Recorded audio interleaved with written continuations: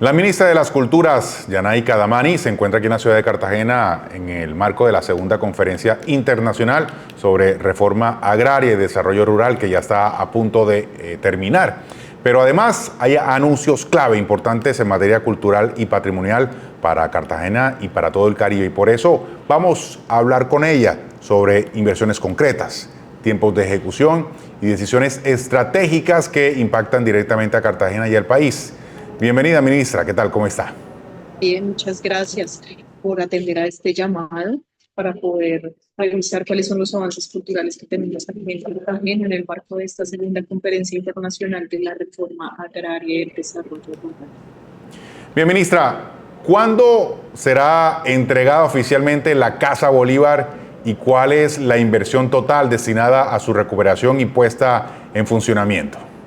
Nosotros hemos venido trabajando fuertemente con el Caribe colombiano, lo saben ustedes. Este año trabajamos, el año pasado, los 500 años de Santa Marta, hemos venido trabajando fuertemente para reivindicar y reconocer todas las prácticas artísticas y culturales del Caribe y cómo empiezan a tener un lugar relevante en las narrativas del país. Y Cartagena no podía quedarse atrás, hemos venido trabajando en el patrimonio material e inmaterial de la ciudad y esto entonces también nos lleva a pensar cuáles son esos espacios públicos y patrimoniales que deben empezar a ser habitados por las organizaciones artísticas y culturales de base de Cartagena, y entre ellas está la Casa Bolívar, casa que ha estado en custodia por parte del ministerio durante varios años, ha pasado por varios modelos de desarrollo y que bueno, este gobierno en su ánimo descentralizador y democratizador ha propuesto un modelo descentralizado, público, popular, para que en el centro de la ciudad se puedan empezar a encontrar y congregar las organizaciones de base de distintas disciplinas y géneros artísticos que empiecen así a resignificar un poco lo que es la Casa Bolívar, primera casa del Libertador, en donde habita una historia, una memoria, pero también está dispuesta a construir unas nuevas narrativas desde las expresiones contemporáneas de los jóvenes artistas de la ciudad. Ministra, desde la alcaldía se han señalado demoras, por ejemplo, en trámites patrimoniales para intervenir en el centro histórico. ¿Reconoce el ministerio fallas en esos procesos y qué cambios concretos se están implementando para darle agilidad a las respuestas por parte del ministerio? Mire, nosotros hemos venido modificando, innovando todos los trámites y los procedimientos para que las adecuaciones o modificaciones que se quieran hacer del patrimonio en las distintas ciudades del país puedan tener una respuesta asertiva. Tanto así que en la Casa Bolívar, además de ser un espacio cultural, vamos a tener una oficina regionalizada para poder atender todas las solicitudes patrimoniales que se requieren en la ciudad, y yo creo que esto va a mejorar un poco el tiempo en los trámites para poder dar una respuesta adecuada. Sin embargo, debo decir que con la administración, en el comité de fortificación, ustedes saben que lo tenemos mensualmente con la administración local, hemos avanzado de manera articulada con unos fines comunes. No sé si ustedes recuerdan que hace un par de meses recuperamos también el Baluarte Santo Domingo, que estaba un poco coaptado por una organización privada y que hoy por hoy opera a través de la Escuela Taller del programa del Ministerio de las Culturas, y son los practicantes de las periferias de Cartagena que están operando el lugar. Importante además reconocer que en un trabajo articulado con la institución local hemos logrado que las utilidades de ese espacio, por supuesto, sirvan para la administración propia del lugar, pero además luego se reinviertan en las adecuaciones y en la conservación del baluarte. Entonces es un modelo que estamos empezando a gestionar y que a través de estos diálogos locales hemos logrado vincular un horizonte. Le cambio de tema, ministra. Ahora es el turno para hablar también del Galeón San José, que está en las profundidades del mar aquí en Cartagena. ¿Cuál es el cronograma oficial de esta segunda fase y cuántas hasta ahora piezas más se van a proyectar recuperar del lecho marino donde está sumergido San José, Galeón San José?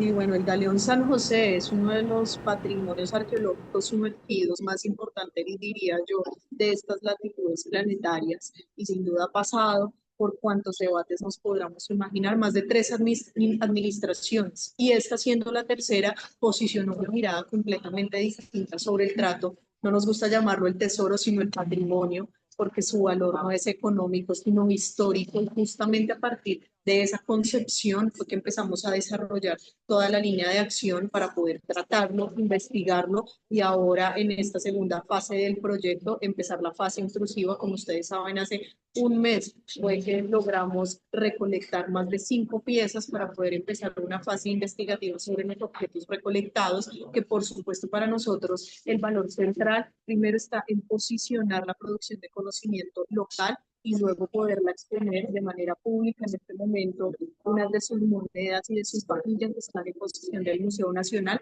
pero sin duda esperamos que en el futuro, ojalá los gobiernos entiendan cuál es el valor histórico, patrimonial y cultural y podamos construir un museo en el Caribe y ojalá, por supuesto, sea aquí en Cartagena.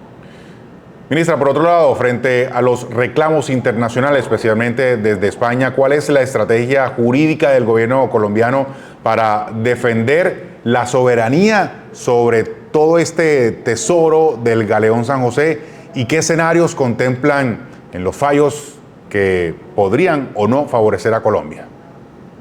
Mire, yo no me puedo referir mucho al tema jurídico porque, como usted sabe, nosotros tenemos en este momento 2 demandas internacionales que estamos llevando y está en manos de la Agencia Jurídica del Estado. Y bueno, nuestra postura es muy clara y nosotros vamos a defender el patrimonio propio porque está en los mares colombianos y porque consideramos representa también toda la historia propia de nuestro territorio. Bien, y recientemente han publicado desde el Ministerio de las Culturas que han hecho ya la política pública de culturas campesinas. ¿Cómo y cuántos territorios comenzarán a beneficiarse justamente en esta primera fase de implementación de esta política pública? Y en el marco de esta conferencia, sabe usted que uno de los objetivos centrales del gobierno nacional ha sido la redistribución de las tierras a nivel nacional. Pero una reforma agraria no es solo la repartición de tierras más justa, sino el reconocimiento de la tierra como productora de saberes, de conocimiento y de identidades. Ahí es cuando el sector cultura, desde hace 2 años que empieza la Convención Nacional del Campesinado, decide construir una política pública que reconozca los saberes de los y las campesinas con un marco jurídico institucional que le permita tener una continuidad en el tiempo. Estamos lanzando la política de culturas campesinas, primera en el mundo, que va a ser un referente sin duda para poder empezar a reconocer al campesinado no solo como productor de la tierra, porque además eso empieza a tener unas lecturas bastante colaterales y aledañas frente al trabajo del campesinado con la tierra, sino también sus prácticas cotidianas que generan toda una identidad colombiana. Ministra, para que el ciudadano, yo también lo podamos entender, ¿qué cambiará en la vida real de la familia, sobre todo de los campesinos, o en especial de los campesinos, a partir de esta política pública durante los próximos años? Bueno, primero entonces habrá una implementación institucional del orden nacional, quiere decir que se direccionarán recursos para poder implementar el plan. Es decir, programas de cocinas tradicionales, programas de músicas, danzas campesinas, de relatos, narraciones orales, desestigmatización del campesinado en este país. También podremos navegar sobre los calendarios agrícolas, podremos navegar sobre la conservación de semillas nativas y luego entonces el trabajo del ministerio es poder socializar y poder materializar esto con las entidades locales para que desde los planes de desarrollo territorial también se pueda garantizar una inversión que le permita garantizar al campesinado tener una fuente de ingresos para la recuperación y salvaguarda de nuestra país. Ministra, muchas gracias por atendernos aquí en Cartagena y por responder a todas estas inquietudes. Que pase muy bien, muy amable.